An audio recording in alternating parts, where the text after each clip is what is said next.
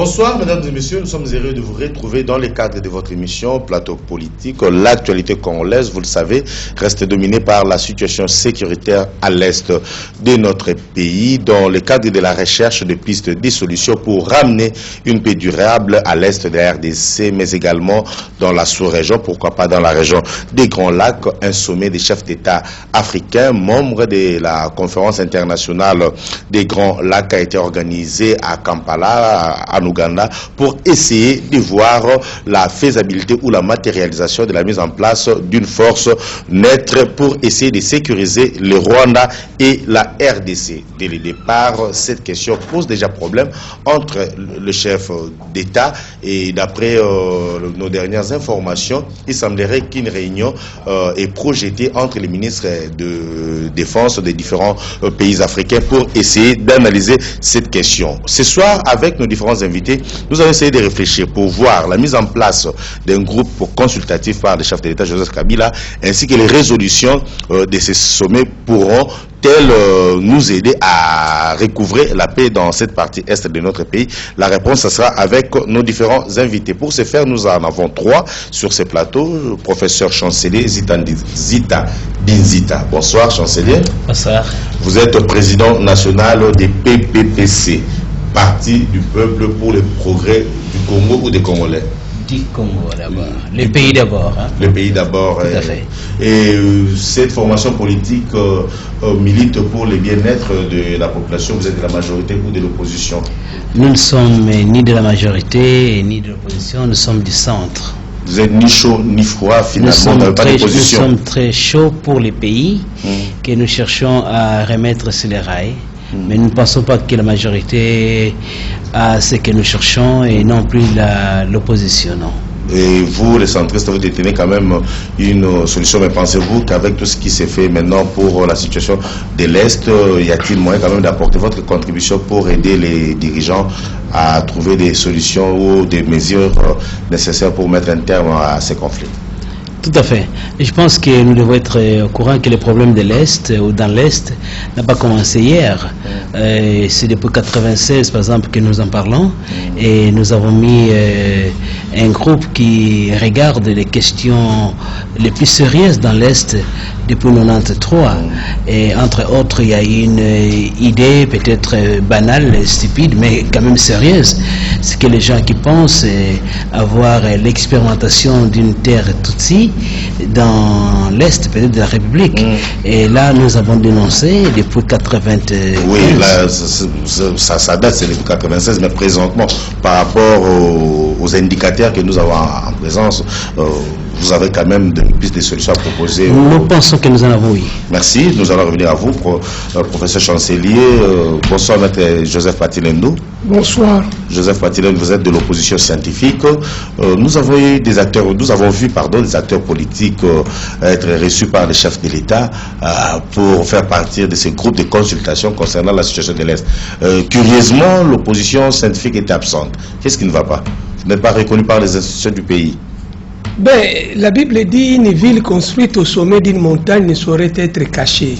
Croyez-moi, dans les jours à venir, vous verrez que nous ne militons pas pour que nous obtenions des faveurs indues des uns et des autres. Mais nous croyons savoir que l'heure vient et elle est déjà venue où la science mettra tout le monde d'accord et la science s'imposera sur la scène politique. Et à ce moment-là, je vois mal comment on peut contourner non seulement maître partisan que je suis, mais tous les acteurs de l'opposition scientifique. Donc ceux qui mettent les agrégats scientifiques au service de la res publica, voyez-vous. Et là, je lancerai encore un appel à ceux qui hésiteraient encore, scientifiques bien sûr, de venir nous rejoindre pour qu'ensemble nous arrivions à minimiser, si vous voulez, le champ de manœuvre des apprentis politiciens. Des citations. Merci beaucoup, maître Joseph Patilendo. Professeur Michel Bongongo, bonsoir. Michel Bongongo, secrétaire général de l'Union des forces du changement, l'UFC du président Léon Kengo-Adondo. Curieusement, également, on n'a pas vu l'opposition ou l'UFC être représenté dans ce groupe consultatif. Oui, je pense que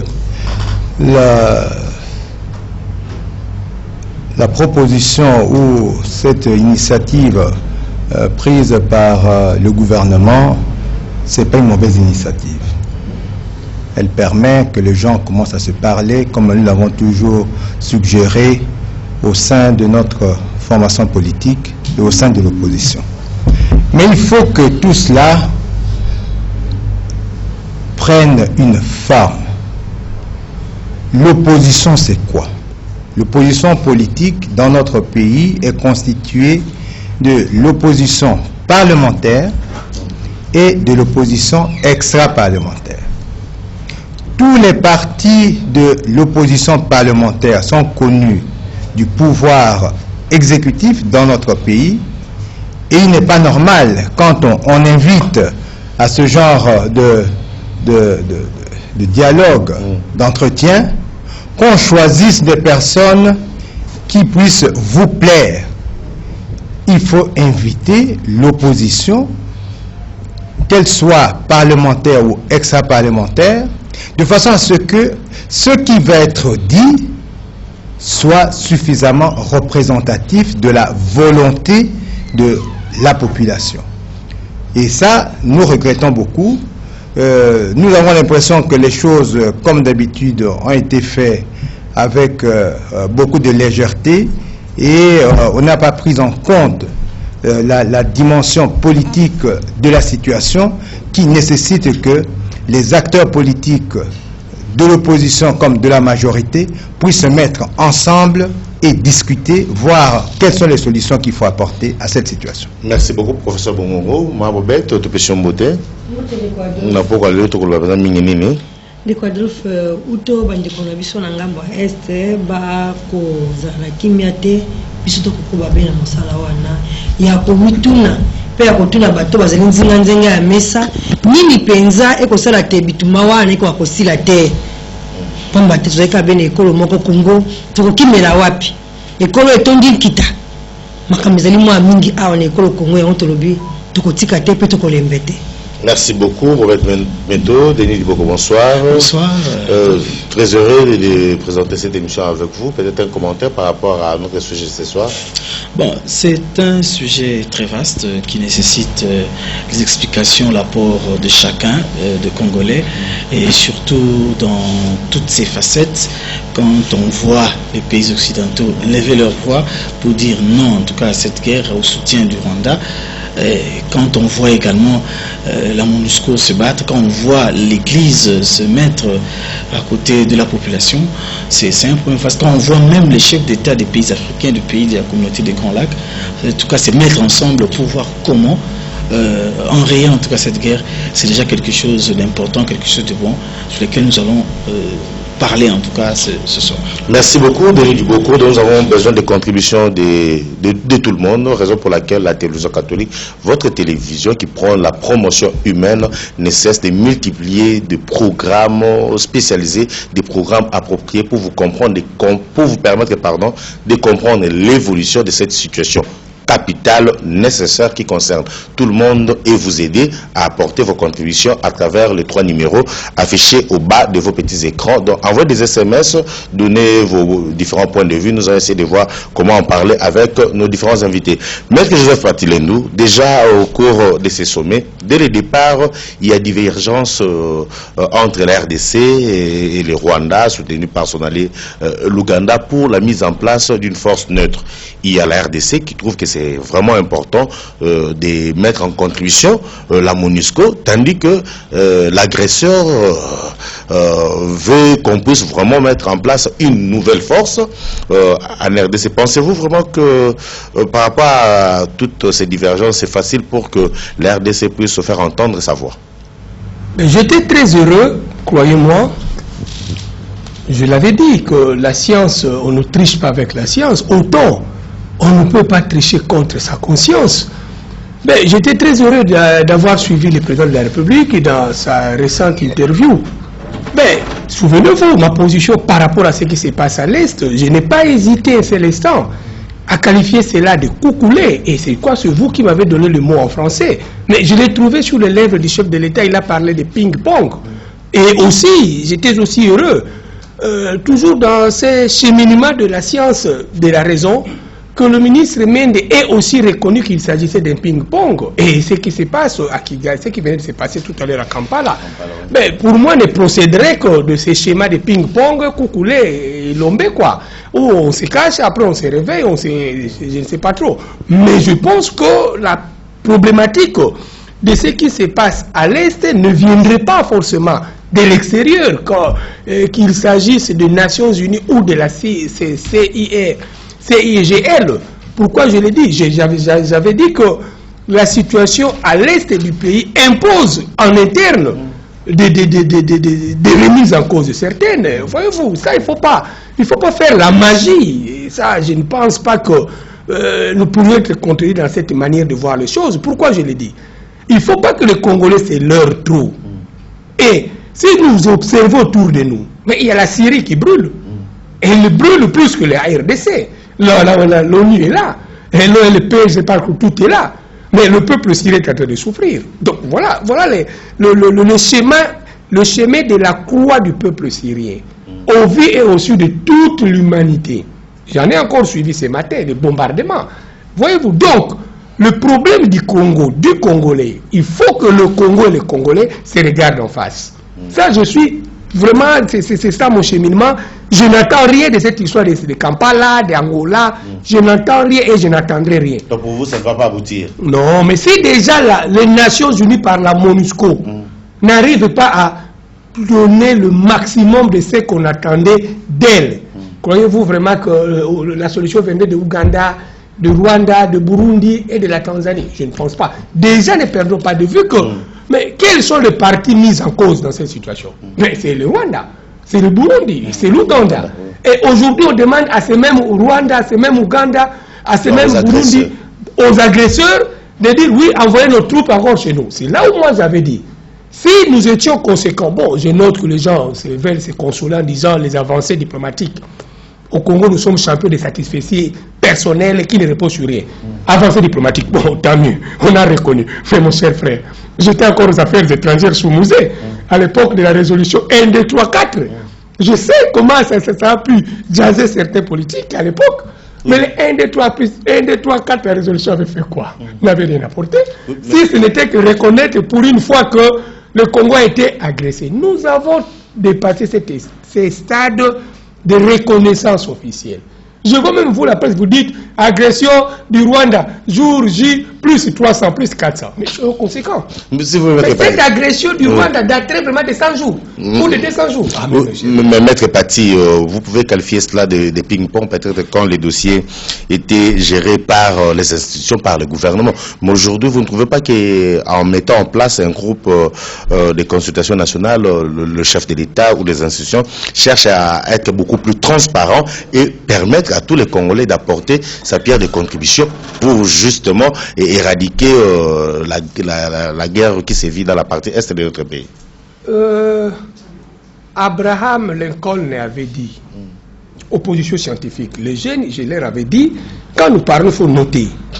Voyez-vous, quand vous n'avez pas, c'est rare d'avoir politiquement raison, quand moralement vous êtes erroné.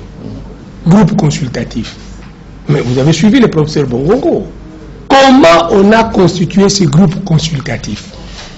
Mais c'est encore une fois une injure à l'esprit d'ouverture auquel nous croyons. Ça, c'est une injure. Il faut pas. Non, il faut. C'est que nous avons 52 ans. Quand vous parlez en 52 ans, vous n'êtes plus un petit enfant.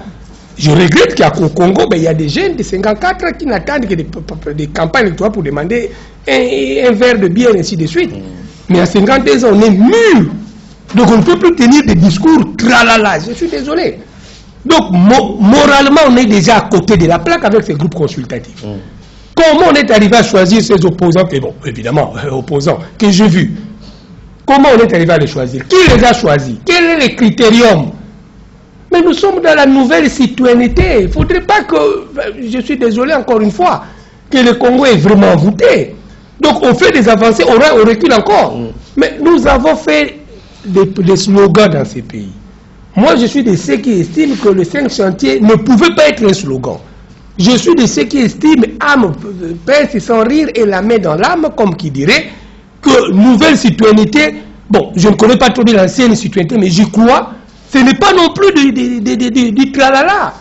Mais non, mais nous sommes dans la nouvelle citoyenneté, c'est-à-dire, s'il faut obtenir de mettre partie des explications, la nouvelle citoyenneté dégage une dialectique d'approche pour que vous atteigniez mettre parti. S'il faut parler à la presse, je citerai peut-être par là, mais s'il faut parler à la presse, mais il ne faudrait pas que je vois Denis Diboko, Denis plutôt, je m'excuse mon frère, Denis Diboko le met là-bas, on dit la presse est représentée. Ah mais non.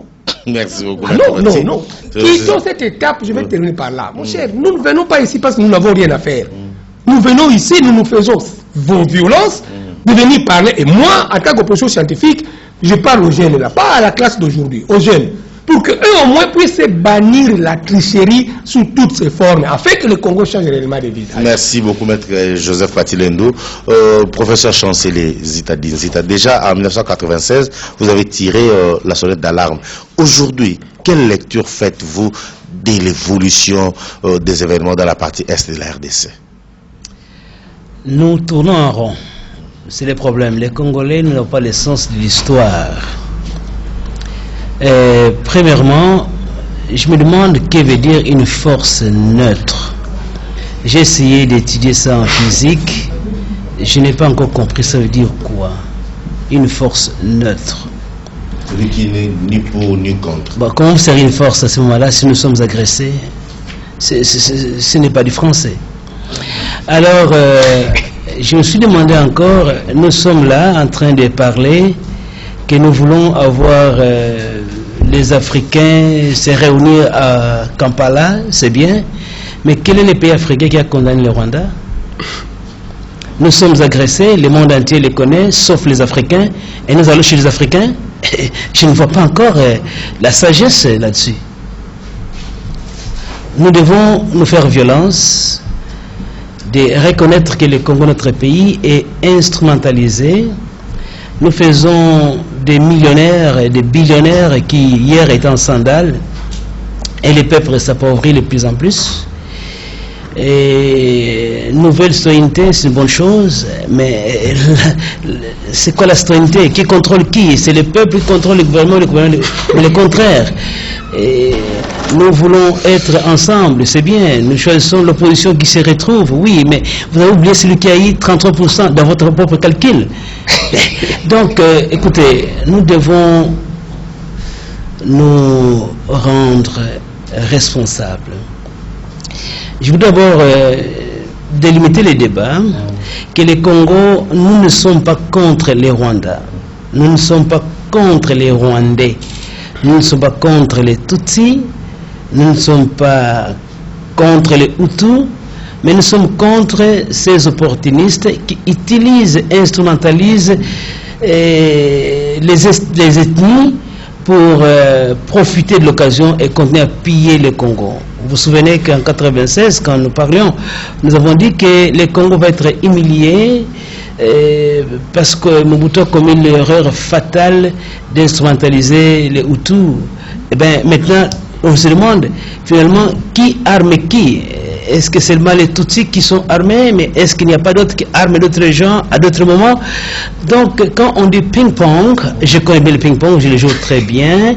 Je pense que c'est un jeu de passe-passe où on n'a pas dessus sauf faire tourner la balle où on n'a pas où partir.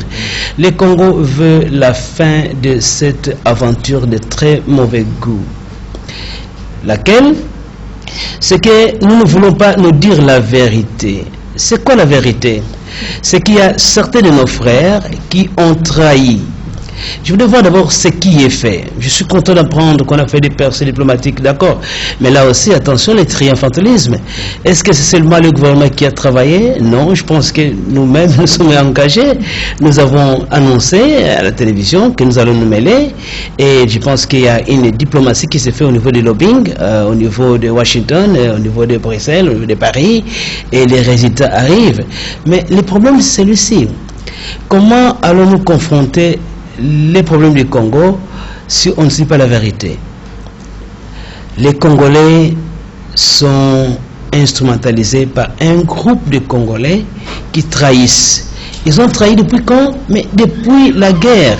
Comment vous allez être un homme intelligent? Vous êtes riche. Vous amenez un ami chez vous pour faire pression de votre papa. Bon, s'il ne tue pas le papa, il va vous tuer quand il découvre la richesse. Mais depuis que nos frères du Rwanda, il y avait cette fameuse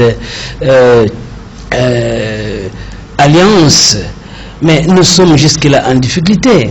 Donc, nous voulons qu'on dise d'abord la vérité, qu'il y a nos frères, nos voisins avec qui on est condamnés à vivre, mais qui ont trouvé le goût et de trouver notre impotence d'identifier les problèmes jusqu'à ça. Nous agresser. Mais comment nous avons pensé même, nous voulons parler de balkanisation, alors que l'arsenal juridique que nous avons, c'est quand on est agressé, et c'est là qu'on aurait l'arsenal juridique. Quand on dit balkanisation, mais là, nous tombons dans les pièges du Rwanda, parce que on sait que nous avons eu de mauvaises élections, nous avons eu la constitution violée, on a demandé qu'on ait 25 provinces plus Kinshasa, parce qu'on aurait à ce moment-là un État unitaire fortement décentralisé, on n'en a pas, on a demandé qu'on retienne la source, mais voilà, on retrouve de verbes comme rétrocession. Donc on peut croire que... Chancelier, donc si je comprends bien, les étrangers profitent des malaises internes, de tout ce que nous avons comme problème à l'interne pour essayer un peu de nous fragiliser. Les agresseurs utilisent justement notre dysfonctionnement, parce qu'il y a un dysfonctionnement au Congo. Dysfonctionnement politique, dysfonctionnement juridique, dysfonctionnement académique, il y a un dysfonctionnement total au Congo maintenant. Alors, même Kagame, quand Kagame était au niveau des Nations Unies, nous c'était à Kinshasa qu'on parlait. On parlait aux télévisions à Kinshasa, on faisait l'effort à Kinshasa, alors que la place était justement au couloir des Nations Unies,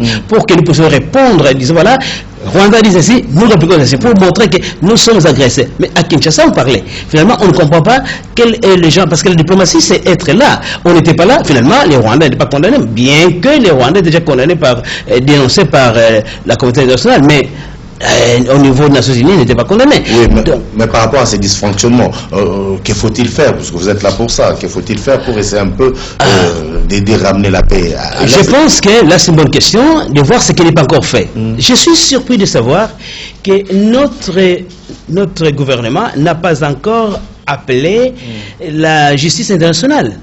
Qu'attendons-nous pour amener les Rwandais par devant la justice internationale?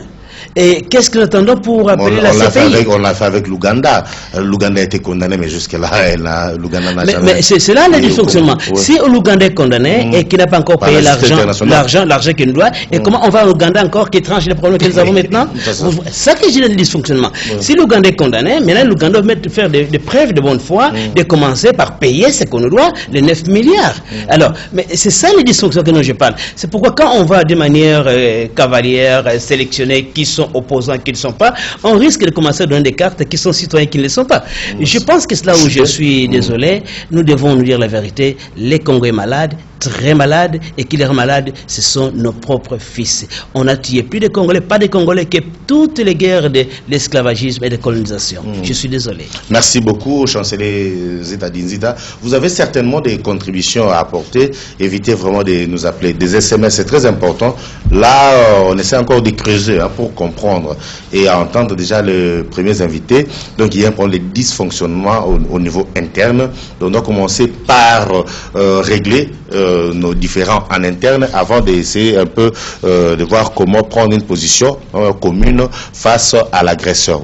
Donc vous pouvez réagir. Là, c'est soit des points de vue qui ne concernent que les invités. Donc vous avez aussi cette possibilité de réagir. Professeur Michel Bongongo, vous avez suivi les deux premiers intervenants. Il y a déjà Zita Dinzita qui vous dit que par rapport à ces dysfonctionnements, ça ne sert à rien de parler des groupes de consultation, de parler de sommets à Kampala. Vous, en tant que l'UFC, nous savons que l'UFC prônait les dialogues dès les premiers résultats du présidentiel. Déjà, l'UFC a demandé à ce qu'il y ait dialogue pour essayer un peu de laver les linges sales en famille. Et par rapport à cette évolution et par rapport aux interventions de premiers intervenants, quelle est votre réaction? Merci, monsieur le journaliste. Nous, il nous semble que nous sommes en train de faire une fuite en avant. Aujourd'hui, on ne parle plus que d'agression, c'est-à-dire l'ennemi extérieur qui nous agresse, on parle de la diplomatie, on parle des négociations entre les pays africains, mais on oublie la cause profonde. La cause profonde de ce que le professeur appelle dysfonctionnement, c'est le Congolais. En fait, lui, il appelle ça dysfonctionnement. Non, nous irons encore plus loin. C'est la défaillance dans la gouvernance du pays. Cette défaillance à tous les niveaux. On gère le pays comme si les gens n'existaient pas. On gère le pays comme si il n'y a pas des têtes, des intelligences qui peuvent participer à cette gestion. Nous sommes partis des élections, nous avons eu les plus mauvaises élections. Tout le monde a dénoncé. Qu'est-ce que le pouvoir a fait?